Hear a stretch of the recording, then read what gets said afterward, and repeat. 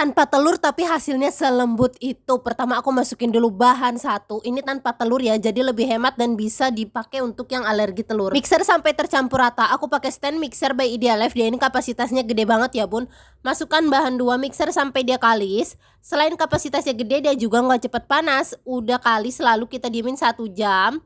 Udah mengembang, dikempiskan lalu bagi rata sesuai selera. Aku bagi masing-masing 75 gram.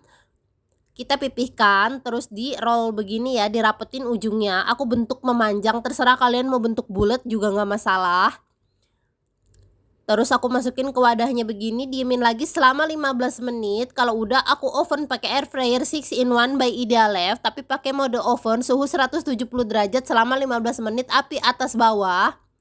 Pakai mode oven ya, jangan lupa. Kalau udah matang diangkat. Jadi deh roti tanpa telurnya, isiannya bisa disesuaikan dengan selera masing-masing ya. Aku belah tengahnya, lalu aku isi pakai buttercream mocha jadul sama taburan meses.